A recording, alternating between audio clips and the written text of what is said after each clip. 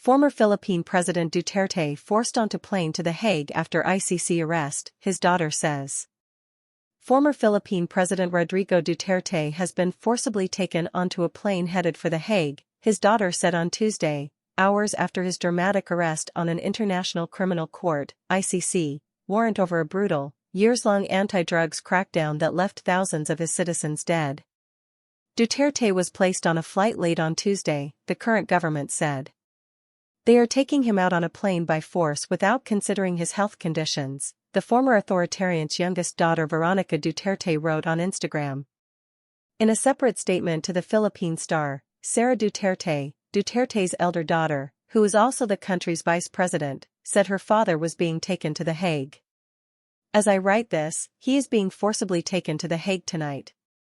This is not justice, this is oppression and persecution, she said, according to the outlet. Duterte's plane stopped in Dubai for several hours before beginning the final leg of the journey to the Netherlands on Wednesday, according to flight tracking websites.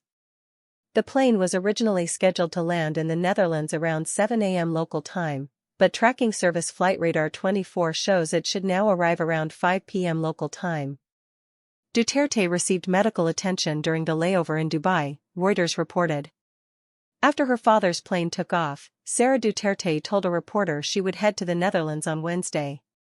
Duterte, 79, was taken into custody at the main airport in the capital Manila after returning to the Philippines from Hong Kong on Tuesday, charged with crimes against humanity.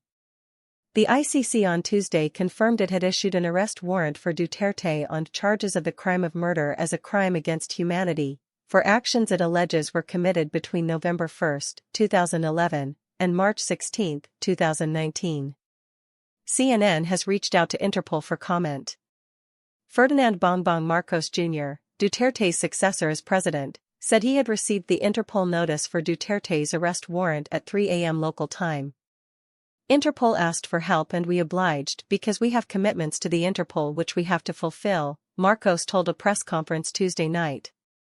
The former leader oversaw a ferocious crackdown on drug pushers in the Southeast Asian country, targeting a criminal trade with relentless and bloody zeal that sparked widespread anger among his supporters. The crackdown killed more than 6,000 people based on police data, though independent monitors believe the number of extrajudicial killings could be much higher. The ICC, which sits in the Dutch city of The Hague, had previously said it was investigating Duterte, but his arrest nonetheless caught the country off guard. It immediately mobilized his significant throng of supporters, some of whom angrily confronted police outside the airbase where he was held for several hours. I'm sad because I didn't think it would come to a point where he would be arrested. For me, he did a lot for our country and this is what they did to him, 31-year-old Iko Valdon, a Filipino who works overseas, told Reuters on Tuesday. Duterte's arrest and removal from the country is a stunning coda to a stormy and violent stint at the top of Philippine politics. Duterte ruled the country of 115 million people for 6 years, and his unrelenting war on drugs left behind a bloody legacy, but he is celebrated by voters particularly in Davao City, where he served as mayor for about 2 decades before ascending to the presidency. His drug crackdown killed thousands. Many of the victims were young men from impoverished shanty towns, shot by police and rogue gunmen as part of a campaign to target dealers. It prompted internal inquiries and an ICC investigation that culminated in Tuesday's arrest. Duterte has repeatedly denied the extrajudicial killing of alleged drug suspects, although he also openly admitted to ordering police to shoot suspects who resist arrest. Loved ones of those killed in Duterte's violent crackdown rejoiced at his arrest.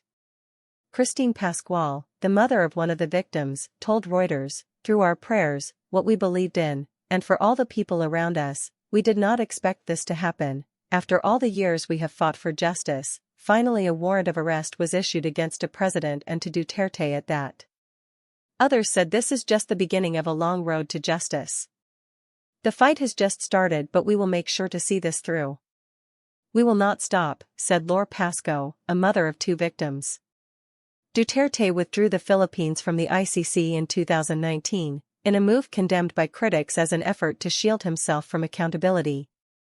But under the ICC's withdrawal mechanism, the court keeps jurisdiction over crimes committed during the membership period of a state, in this case, between 2016, when his term started, and 2019, when the Philippines pullout became official. The ICC said Tuesday that once a suspect was in its custody, an initial appearance hearing would be scheduled.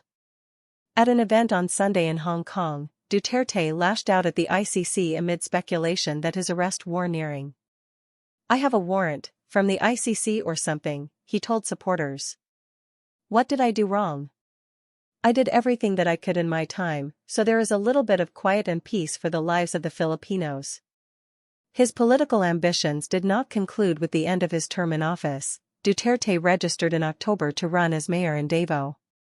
And he is supported by a political dynasty that still exerts authority up and down the country. His daughter Sarah was herself impeached last month on a range of accusations that include plotting to assassinate the new president.